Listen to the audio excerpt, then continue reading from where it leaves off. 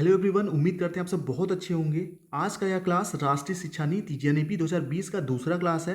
पहले क्लास में हमने मोस्ट इंपॉर्टेंट चीज़ों को कवर किया था, जहां पर आपने जाना था कि जो स्ट्रक्चर है स्कूल सिस्टम का वो कैसा है। पहले 10+2 था, अब 5+3+3+4 हो गया है। इन सब चीज़ों को एक्सप्लेन किया था बहुत आसान भाषा में।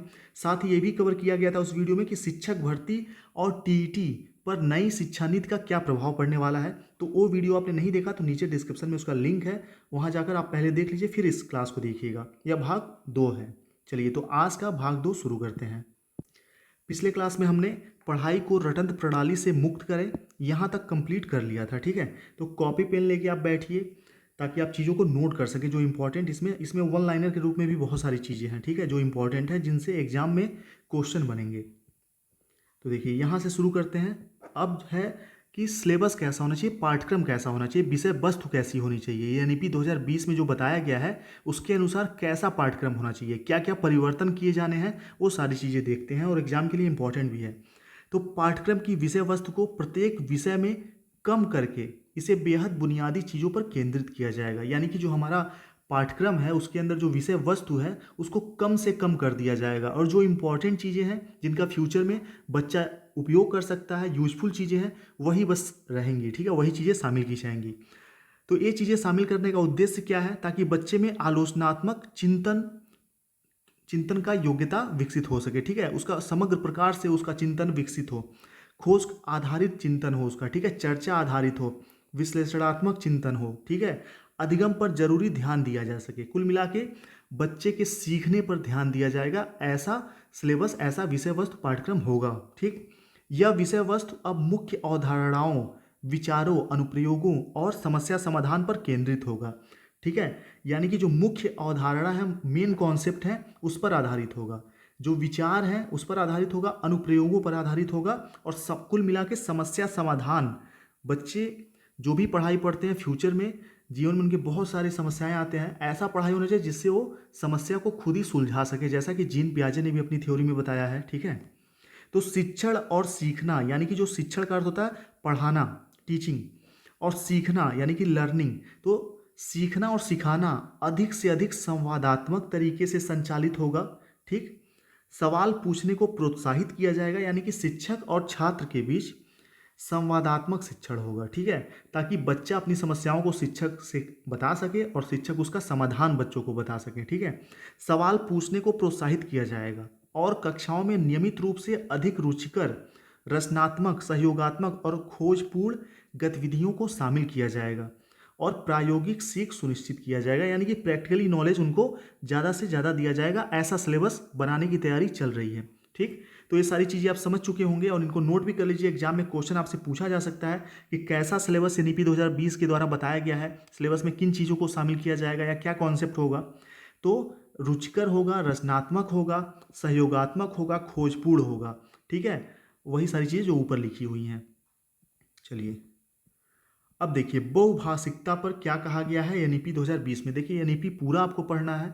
आप किसी बड़े एग्जाम की तैयारी कर रहे हैं, आईएएस का, यूपीएससी या यूपी पीसीएस वगैरह का, या स्टेट पीसीएस का, तो आपको पूरा पढ़ना होगा किसी ऐसे चैनल पे जाके जहाँ पर एक एक पेज को एक्सप्लेन किया हो। लेकिन अगर आप शिक्षक भर्ती या किसी मतलब समूह ग की भर्ती ग घ की तैयारी कर रहे हैं, या किसी छोटे एग्जाम की तैयारी कर रहे हैं, छोटे एग्जाम का मतलब ये नहीं हुआ कि छोटा नौकरी, मतलब जैसे शिक्षक भर्ती हो गया, ठीक है, लेखपाल हो गया, या ऐसी और भी जो रेलवे की नौकरियां हैं, तो उनके लिए अगर आप तैयारी कर रहे हैं तो इससे बेस्ट वीडियो आपको नहीं मिलेगा। सिर्फ सेलेक्टेड चीज़ें मैं आपको बता रहा हूँ। चलिए, तो बहुभाषा और भाषा की शक्ति, बहुभाषा पर, बहुभाषिकता पर क्या कहा गया है नीति 2020 में। यह उपयोगी है बच्चों के लिए, लेकिन किस कक्षा के बाद उपयोगी है वो जानते हैं, वो इम्पोर्टेंट है। तो यहाँ पर ध्यान दीजिएगा कि छोटे बच्चे सर्वप्रथम जो सीखना स्टार्ट करते हैं वो मातृभाषा में सीखना स्टार्ट करते हैं और पसंद भी करते हैं, और जल्दी से सीख सकते हैं अपनी मातृभाषा में। तो यहाँ पर बताया गया है कि कम से कम कक्षा 5 ग्रेड 5 तक, और बेहतर होगा कि ग्रेड ईयर्थ तक या उससे आगे भी अगर पॉसिबल हो, तो शिक्षा का माध्यम घर की भाषा, मातृभाषा, स्थानीय भाषा, क्षेत्रीय भाषा होगी। ठीक है, इसके बाद घर स्थानीय भाषा को जहाँ भी संभव हो, जहाँ भी संभव हो भाषा के रूप में पढ़ाया जाता रहे। ठीक है, मतलब ये जो अपना मातृभाषा है, कुल मिला के स्थानीय भाषा है, इसका उपयोग होता रहे जीवन भर। ऐसा ना हो कि बच्चा अपनी मातृभाषा ही भूल जाए। ठीक है, ये चीज़ बताया गया है, मतलब मातृभाषा को बहुत इंपॉर्टेंट बताया गया है एनईपी 2020 में। सार्वजनिक और निजी दोनों तरह के स्कूल इसकी अनुपालना करेंगे। ठीक है, यानी कि जो इंग्लिश मीडियम स्कूल हैं उनको भी बताया गया है, जो प्राइवेट स्कूल हैं, कि आप भी कम से कम कक्षा 5 तक उनको उनके मातृभाषा में शिक्षा प्रदान करेंगे। ठीक है, वो पहले क्या होता था कि बहुत सारे स्कूल में, आप खुद जानते हैं, आपके घर के बच्चे जो पढ़ते हैं, कंपलसरी है कि आपको इंग्लिश बोलना ही बोलना है। मातृभाषा से दूर दूर तक कोई उनको मतलब नहीं है। इंग्लिश स्कूल है, इंग्लिश मीडियम है, तो इंग्लिश बोलना है। लेकिन अभी एनईपी 2020 के बाद ये सारी चीज़ें थोड़ी कम होंगी, पूरी तरह से समाप्त नहीं होंगी, कम हो जाएंगी। विज्ञान सहित सभी विषयों में उच्चतर गुणवत्ता वाली पाठ्य पुस्तकों को घरेलू भाषाओं, मातृभाषाओं में उपलब्ध कराया जाए। यानी कि जो भी साइंस है या जो भी बेसिक किताब है, मतलब कक्षा 8वीं तक की, कम से कम वो कौन से भाषा में होनी चाहिए, उनके मातृभाषा घरेलू भाषा में होनी चाहिए। ठीक है, यह सुनिश्चित करने के लिए सभी प्रयास जल्दी किए जाएंगे कि बच्चे द्वारा बोली जाने वाली भाषा और शिक्षण के माध्यम के बीच यदि कोई अंतराल मौजूद हो तो उसे समाप्त किया जा सके। कुल मिला के यहाँ पर एक ही चीज़ है कि कक्षा 5वीं तक कंपलसरी कर दिया जाएगा कि उनके मातृभाषा, स्थानीय भाषा में शिक्षा देना ही देना होगा, चाहे सरकारी स्कूल हो या प्राइवेट स्कूल हो। प्राइवेट स्कूल वाले भले ना माने, गवर्नमेंट स्कूल में तो ये चीज़ 100% अप्लाई होगा। ठीक, चलिए, तो इस पेज पे इतना ही था। अगले पेज पे चलते हैं। जैसा कि अनुसंधान स्पष्ट रूप से दिखाते हैं कि बच्चे 2 और 8 वर्ष की आयु के बीच बहुत जल्दी भाषा सीखते हैं और बहुभाषिकता से इस उम्र में विद्यार्थियों को बहुत अधिक संज्ञानात्मक लाभ होता है। फाउंडेशनल स्टेज, जो कि शुरुआती स्टेज है, जैसे आपने 4 स्टेज देखे, फाउंडेशनल, प्रिपरेटरी, ठीक है, उसके बाद मिडिल, उसके बाद सेकेंडरी। तो जो फाउंडेशनल सबसे निचला स्टेज है 5 वर्ष का, जिसमें बच्चा नर्सरी, प्री प्राइमरी से होता हुआ कक्षा 1 और कक्षा 2 में पहुंचता है। ठीक है, फाउंडेशनल स्टेज में की शुरुआत, और इसके बाद से ही बच्चों की विभिन्न भाषाओं में, लेकिन मातृभाषा पर विशेष जोर देने के साथ एक्सपोजर दिए जाएंगे। ठीक है, सभी भाषाओं को एक मनोरंजक और संवादात्मक शैली में पढ़ाया जाएगा, जिसमें बहुत सारी संवादात्मक बातचीत होगी। यानी कि ज़्यादा से ज़्यादा बच्चों को बात करने के अवसर प्रदान किए जाएं। ठीक है, सवाल पूछने के लिए प्रोत्साहित किया जाए, मातृभाषा में पढ़ाया जाए। ठीक है, इन सब चीज़ों पर बहुत ज़्यादा ध्यान दिया गया है। और एक चीज़ और, आपसे अगर पूछा जाए कि क्या बहुभाषिकता बच्चों के लिए किस प्रकार उपयोगी है या नहीं है, तो आप हमेशा इसको उपयोगी ही बताएंगे। ठीक है, संज्ञानात्मक रूप से बहुत ही ज़्यादा इंपॉर्टेंट है बहुभाषिकता, ऐसा बताया गया है। साथ ही मातृभाषा, स्थानीय भाषा को भी बहुत महत्व दिया गया है एनईपी 2020 में। चलिए आगे बढ़ते हैं। स्कूली शिक्षा के लिए राष्ट्रीय पाठचर्या रूपरेखा एनसीएफ। ठीक है, तो जो एनसीएफ 2005 आपने आज के पहले पढ़ा, जो भी लोग सीटेट वगैरह की तैयारी कर रहे हैं, तो वैसे ही एनसीएफ फिर से बनाया जाएगा। ठीक, बहुत जल्द। तो एनसीएफ, आपको नया एनसीएफ भी पढ़ना होगा फ्यूचर में। यहाँ पर वही चीज़ें बताई गई हैं कि एनसीईआरटी द्वारा राष्ट्रीय शिक्षा नीति 2020 के सिद्धांतों, अग्रणी पाठचर्या आवश्यकताओं के आधार पर तथा राज्य सरकारों, मंत्रालयों, केंद्र सरकार के संबंधित विभागों और अन्य विशेषज्ञों, निकायों सहित सभी हितकरों के साथ परामर्श करके तैयार किया जाएगा। ठीक है, राष्ट्रीय पाठचर्या की रूपरेखा एनसीएफ जो है 2020-21 जल्द ही तैयार किया जाएगा एनसीईआरटी द्वारा, ये चीज़ ध्यान रखिएगा। चलिए, विद्यार्थियों के विकास के लिए आकलन में आमूल चूक परिवर्तन। जो विद्यार्थियों का विकास होता है उसमें आकलन का बहुत ही ज़्यादा इम्पोर्टेंट रोल होता है। आकलन में क्या होता है कि बच्चे की कमियों को जाना जाता है और उसमें सुधार करने का प्रयास किया जाता है। ठीक है, जो कि बच्चे के विकास के लिए इम्पोर्टेंट है। तो उसमें क्या परिवर्तन किए गए हैं वो देखिए। हमारी स्कूली शिक्षा प्रणाली की संस्कृत में आकलन के उद्देश्य को योगात्मक, ठीक है, ध्यान रखिएगा, योगात्मक, जो मुख्य रूप से रटकर याद करने के कौशल को ही जांचता है। यानी कि अभी तक आकलन का जो उद्देश्य है वो कैसा है, योगात्मक है। ध्यान रखिएगा, योगात्मक है, जो कि मुख्य रूप से रटकर याद करने के कौशल को ही जांचता है। फॉर एग्जाम्पल 10th क्लास का बच्चा, 9th क्लास का बच्चा या किसी भी क्लास का बच्चा, क्या होता है कि वो जितना ज़्यादा रट के जाएगा, याद करके जाएगा, उतना बेहतर एग्जाम में लिख के आएगा। हो सकता है किसी बच्चे का कॉन्सेप्ट बहुत अच्छे से क्लियर हो, लेकिन वो ज़्यादा से ज़्यादा लिख ना पाए, तो वो कम नंबर पाएगा। जिसका कॉन्सेप्ट नहीं भी क्लियर है, याद है उसको, चीज़ें रट्टा मार के आया है, वो ज़्यादा नंबर पा जाएगा। तो अभी तक की प्रणाली यही थी, लेकिन आगे क्या होगा वो चीज़ें देखते हैं। तो इससे हटकर, मतलब रट कर एग्जाम क्वालिफाई करने से हटकर नियमित रचनात्मक आकलन की ओर ले जाना होगा, जो अधिक दक्षता आधारित है, हमारे विद्यार्थियों में सीखने और उनके विकास को बढ़ावा देता है और उनकी उच्चतर स्तरीय दक्षताओं जैसे विश्लेषण, तार्किक चिंतन और अवधारणात्मक स्पष्टता को जांचता है। आकलन का प्राथमिक उद्देश्य वास्तव में सीखने के लिए होगा। ठीक है, जो भी आकलन होगा, एग्जाम होगा, वो किसके लिए होगा? सिर्फ सीखने की जांच करने के लिए कि बच्चे ने कितना सीखा, बच्चे ने, ठीक है, क्या सीखा, उसने कितना सीखा, क्या क्या सीखा। वो तो बच्चा याद करके रट के लिख देगा तो हमको लगेगा कि बच्चे ने इतना सीखा, ठीक है, लेकिन ये चीज़ें सीखा, लेकिन कितना सीखा, सच में सीखा कि नहीं सीखा, इसके लिए आकलन होगा यानी कि 2020 के मतलब उसके रिकमेंडेशन पे। चलिए, यह शिक्षक और विद्यार्थी और पूरी स्कूली शिक्षा प्रणाली में मदद करेगा। सभी विद्यार्थियों के लिए सीखने और विकास का अनुकूलन करने के लिए शिक्षण और सीखने की प्रक्रियाओं को लगातार संशोधित करने में मदद करेगा।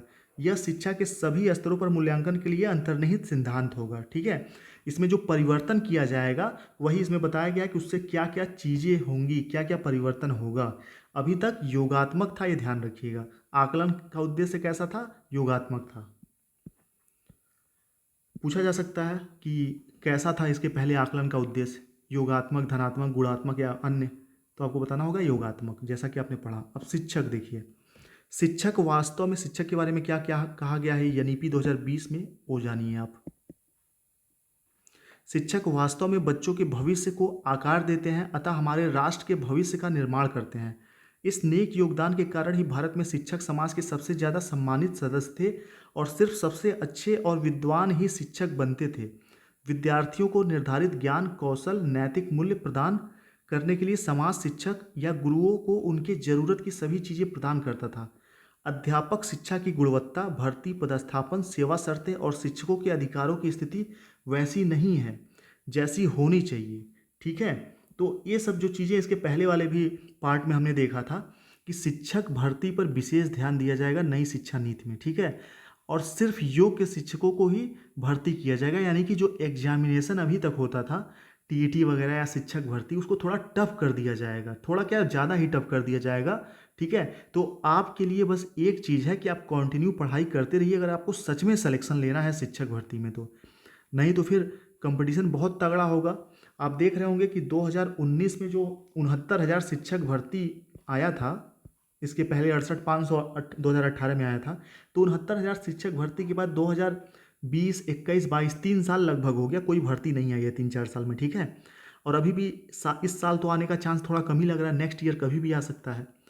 तो कहने का मतलब है कि अभी भी लगभग 10 लाख से ज़्यादा टीईटी वगैरह क्वालिफाई किए हुए लोग हैं यूपी में, और आने वाले एक साल में अभी एक बार सी टेट होगा, एक बार यूपी टेट हो जाएगा, तो 5 लाख 7 लाख और बढ़ जाएंगे, तो 15 लाख से ज़्यादा लोगों से आपका कंपटीशन होगा। लेकिन उन 15 लाख लोगों में मुझे लगता है कि सिर्फ 50,000, 1 लाख, 2 लाख लोग ही कंटिन्यू पढ़ाई करने वाले हैं, बाकी लोग वैकेंसी का वेट कर रहे हैं। तो आपका लड़ाई 1-1.5 लाख, 2 लाख लोगों से कम होगा। अगर आप भी पढ़ने वाले हैं, तो पढ़ने वाले नहीं हैं, सिर्फ वैकेंसी का वेट करेंगे, तो आप भी उन 15 लाख लोगों में चले जाएंगे। तो कंटिन्यू पढ़ाई करिए, सिलेक्शन लेना है तो। ठीक है, वैकेंसी अच्छी खासी आएगी क्योंकि शिक्षकों की भारी कमी है, और नई शिक्षा नीति में कोई भी ये घपलेबाजी नहीं चलेगी कि छात्र शिक्षक अनुपात बराबर है, कोई कह के निकल जाएगा, इससे काम नहीं चलेगा, भर्ती निकालना ही पड़ेगा। ठीक है, तो चलिए आगे पढ़िए और नोट करते रहिए। इस नेक योगदान के कारण ऐसा, उसके बाद कहा, हाँ, भर्ती, सेवा शर्तें और शिक्षकों के अधिकारों की स्थिति वैसी नहीं है जैसी होनी चाहिए। यानी कि एनईपी 2020 जो है, एनईपी 2020 यह मानता है कि शिक्षकों के हित वाली चीज़ें या शिक्षक भर्ती से संबंधित शिक्षकों की कमी है, शिक्षकों को अधिकार नहीं मिल पाते, उनका पदस्थापन नहीं हो पाता, सेवा की जो शर्तें हैं वो पूरी नहीं हो पाती। ठीक है, बहुत सारी ऐसी चीज़ें हैं, शिक्षा का गुणवत्ता सही नहीं हो पाता, अध्यापक शिक्षा का गुणवत्ता। ठीक है, तो इन सभी चीज़ों में सुधार किया जाएगा, और इसके परिणाम स्वरूप शिक्षकों की गुणवत्ता और उत्साह वांछित मानकों को प्राप्त नहीं कर पाता है। जैसे कि क्या है कि अगर एक स्कूल में, अभी जैसा मैं जानता हूँ, ये सब बोलना सही नहीं है, ये एक स्कूल में 2 या 3 टीचर हैं, जिसमें से एक टीचर दिन भर कागज़ बनाता है, इंचार्ज या प्रधानाध्यापक जो है, बाकी के 2 टीचर 5 क्लास को संभालते हैं। 5 क्लास में अलग अलग मानसिक स्तर के, बौद्धिक स्तर के बच्चे होते हैं। वो 2 टीचर कैसे पढ़ाता होगा, ये आप लोग बीएड बीटीसी में ट्रेनिंग किए होंगे तो 10-15 दिन ही जाना पड़ता है, उसमें तो चल जाता है काम। लेकिन फिर भी आपको इतना पता चल चुका होगा कि 2 टीचर को पढ़ाना कितना मुश्किल है उन बच्चों को, प्राइमरी के बच्चों को। कम से कम एक स्कूल में 5 कक्षाएं हैं तो 5 शिक्षक तो कम से कम होने चाहिए। तो ये सब एनईपी 2020 में ये चीज़ें जांची गई हैं, परखी गई हैं और इसके अनुसार ही अब आगे भर्ती भी निकलेगी। आप लोग टेंशन फ्री होकर बस तैयारी करिए, ठीक है। तो ये सब चीज़ें हैं यहाँ पर। हमारे छात्रों और हमारे राष्ट्र के लिए सर्वोत्तम संभव भविष्य सुनिश्चित करने के लिए शिक्षकों की प्रेरणा और सशक्तिकरण की आवश्यकता है। चलिए, एनईपी में शिक्षकों के बारे में इन्होंने सोचा, शिक्षक भर्ती के बारे में सोचा, ये सभी चीज़ें पॉजिटिव ही हैं। शिक्षक पात्रता परीक्षा टीईटी सामग्री और शिक्षा शास्त्र दोनों के संदर्भ में बेहतर परीक्षण सामग्री को विकसित करने के लिए मजबूत किया जाएगा। जैसे क्या है कि यूपी टेट में पेडागोजी शिक्षा शास्त्र के क्वेश्चन बहुत कम आते हैं, वहीं सी टेट में अच्छे खासे आते हैं। तो यूपी टेट का स्तर भी सुधारा जाएगा, बदला जाएगा, पैटर्न यूपी टेट का बदल सकता है आगे। स्कूल शिक्षा के सभी स्तरों, बुनियादी, प्रारंभिक, मिडिल और माध्यमिक के शिक्षकों को शामिल करते हुए भी टीटी को विस्तृत किया जाएगा। यानी कि अब 10th क्लास तक तो यहाँ पे साफ साफ दिया हुआ था कि 10th क्लास तक टीटी मतलब एकदम लागू कर दिया जाएगा। जरूरी हो जाएगा कि 10th क्लास का भी किसी को टीचर बनना है, 9th-10th क्लास का, तो उसको टीटी क्वालिफाई करना ही करना होगा। पहले क्या था, 8th क्लास तक के जो टीचर थे सिर्फ उन्हीं को यूपी टेट या सी टेट क्वालिफाई करना होता था। अब 10th क्लास तक के शिक्षकों को मतलब शिक्षक बनने के लिए भी आपको टीटी या सी टेट क्वालिफाई करना होगा आगे आने वाले समय में। तो विषय शिक्षकों की भर्ती प्रक्रिया में उनके संबंधित विषय में प्राप्त टीटी यानी एनटीए परीक्षा के अंकों को भी शामिल किया जाएगा। विषय शिक्षकों की भर्ती प्रक्रिया में उनसे संबंधित विषय में प्राप्त टीटी। अच्छा, जो विषय के शिक्षक हैं, देखिए प्राथमिक कक्षाओं में टीटी का अंक शामिल नहीं किया जाएगा, लेकिन जो कक्षा 6 से 10वीं तक के शिक्षक होंगे वो विशेष विषय के शिक्षक होते हैं, तो टीटी में उनका जो सब्जेक्ट होगा उसका अंक भी सुपर टेट वगैरह में जुड़ेगा, ठीक है। विषय शिक्षकों की जो भर्ती होगी तो उनके टीटी के उस सब्जेक्ट के अंक भी जुड़ेंगे। ये चीज़ आप ध्यान दीजिए, नया चीज़ है आपके लिए, ठीक है। कक्षा 5वीं तक के जो शिक्षक हैं, एक बार मैं बता देता हूँ, 5th क्लास तक के जो टीटी होता था आज के पहले, यूपी टेट या सी टेट, इनके अंक शिक्षक भर्ती में नहीं जुड़ेंगे। लेकिन जो इससे आगे के क्लास 6 से लेके 10th क्लास तक के टीचर होंगे, उनका टीटी में जिस सब्जेक्ट के वो टीचर, जैसे साइंस का टीचर कोई बनने वाला है तो टीटी में साइंस सब्जेक्ट में उसका जो नंबर होगा उसको भी शिक्षक भर्ती में जोड़ा जाएगा। कोई साइंस के अलावा कोई एसएसटी का टीचर बनना चाहता है तो यूपी टेट में एसएसटी में पेपर 2 में जो एसएसटी में उसके अंक होंगे वो भी शिक्षक भर्ती में जुड़ेगा। आगे आने वाले समय में कभी भी ये चीज़ लागू हो सकता है, तो आप लोग उस हिसाब से ही तैयारी करिए, यूपी टेट को हल्के में मत लीजिए। शिक्षण के प्रति जोश उत्साह को जांचने के लिए साक्षात्कार या कक्षा में पढ़ाने का प्रदर्शन करना स्कूल या स्कूल का कॉम्प्लेक्स में शिक्षक भर्ती प्रक्रिया का एक अभिन्न अंग होगा, ठीक है। तो साक्षात्कार शिक्षण के प्रति जोश और उत्साह को जांचने के लिए मतलब इंटरव्यू भी लागू हो सकता है नई शिक्षक भर्ती में। इंटरव्यू, जो कि इंटरव्यू एक नेगेटिव चीज़ है, इसमें क्या है कि जिनका सोर्स जुगाड़ होता है, मैक्सिमम जगह देखा गया है कि जो बड़े स्तर के परीक्षाएं हैं यूपीएससी स्तर के या पीसीएस स्तर के, उसमें तो इंटरव्यू में घपलेबाजी नहीं होती है जहाँ तक सभी को पता है। लेकिन जो भी छोटे स्तर की परीक्षाएं हैं, यूपीएससी और पीसीएस लेवल से नीचे की परीक्षाएं हैं, उसमें इंटरव्यू अगर है तो थोड़ा बहुत होता है, सभी को पता है, ठीक है। लेकिन इंटरव्यू होगा तो हम लोग कुछ कर भी नहीं पाएंगे। ये इंटरव्यू होगा तो हमको इंटरव्यू भी क्वालिफाई करना पड़ेगा शिक्षक भर्ती के लिए। इन साक्षात्कारों का उपयोग स्थानीय भाषा में शिक्षण में सहजता और दक्षता का आकलन करने के लिए किया जाएगा, जिससे प्रत्येक स्कूल कॉम्प्लेक्स में कम से कम कुछ शिक्षक हो जो स्थानीय भाषा और छात्रों अन्य प्रचलित घरेलू भाषाओं में छात्रों के साथ बातचीत कर सकें। निजी स्कूलों में शिक्षकों को भी टीईटी कक्षा में पढ़ाने का प्रदर्शन साक्षात्कार और स्थानीय भाषा के ज्ञान के माध्यम से समान रूप से योग्य होना चाहिए, ठीक है। प्राइवेट स्कूल में तो ये लोग मतलब अप्लाई नहीं करा पाएंगे, लेकिन गवर्नमेंट स्कूल में शिक्षक बनने के लिए ये सारी चीज़ें अप्लाई होंगी। तो ये मोस्ट इंपॉर्टेंट चीज़ें जान रहे हैं शिक्षक भर्ती के स्टूडेंट, इसलिए आप लोग जागरूक हो जाइए, कंटिन्यू तैयारी करते रहिए, ठीक है। और एक चीज़ और बता दूं कि अगर किसी को भी सुपर टेट के बहुत ही सिलेक्टेड नोट्स चाहिए, अगर आप जॉब करते हैं, आपके पास टाइम कम है पढ़ने का, तो ये उन्हीं लोगों के लिए है जिनके पास टाइम कम है, वो चाहते हैं कि कुछ ऐसा शॉर्ट नोट्स मिल जाए जिनसे वो अच्छी तैयारी कर सकें। तो आप इस नंबर पे मैसेज कर सकते हैं 7905352729 3 इस नंबर पर व्हाट्सअप पर आप मैसेज कर सकते हैं। इसमें आपको एक छोटा सा फीस पे करना होगा 499 का। आपको पूरे कंप्लीट सुपर टेट के सारे सब्जेक्ट के पीडीएफ नोट्स मिल जाएंगे। साथ ही एक व्हाट्सएप ग्रुप में ऐड करूंगा मैं, जिसमें कि करंट अफेयर्स और भी अपडेटेड चीज़ें उसमें भेजी जाती रहेंगी परीक्षा होने तक। ठीक है, परीक्षा चाहे 2023 के जनवरी में हो, फरवरी में हो, किसी महीने में हो, तब तक उस ग्रुप में आप ऐड रहेंगे, आपको जानकारी मिलती रहेगी। सी टेट की भी फीस 250 है। इसी नंबर पर आप मैसेज कर सकते हैं सी टेट लिख के। ठीक है, तो सी टेट या सुपर टेट का जिसको भी नोट्स चाहिए इस पर आप मैसेज कर सकते हैं। और ऐसा एक कंपलसरी नहीं है कि आपको हर हाल में मेरे नोट्स लेने हैं तभी आप क्वालिफाई करेंगे एग्जाम को। आप खुद से भी तैयारी कर सकते हैं। तो उनके लिए था जो जिनके पास समय नहीं है नोट्स बनाने का। चलिए, वो वन लाइनर के रूप में कुछ चीज़ें हैं जिनको हम फटाक से देख लेते हैं। 1986 राष्ट्रीय शिक्षा नीति में जो रटने की प्रणाली थी उसको नई शिक्षा नीति 2020 में दूर कर दिया गया है। ठीक है, नई शिक्षा नीति 2020 में उसको दूर कर दिया गया है, जो उसके पहले रटने की प्रणाली थी। ठीक है, अब तक परीक्षा का मूल्यांकन प्रणाली भी रटने पर ज़्यादा और समझने पर कम बल या कम महत्व देता था। लेकिन अभी आगे आने वाले समय में एनईपी 2020 के अनुसार आपको अगर आप रटने वाले हैं तो आपको आगे आने वाले समय में दिक्कत हो सकता है, क्योंकि जो कॉन्सेप्ट समझेगा, ठीक है, उसी हिसाब से उसका मूल्यांकन होगा। तो रट कर एग्जाम क्वालिफाई करने में दिक्कत होगा।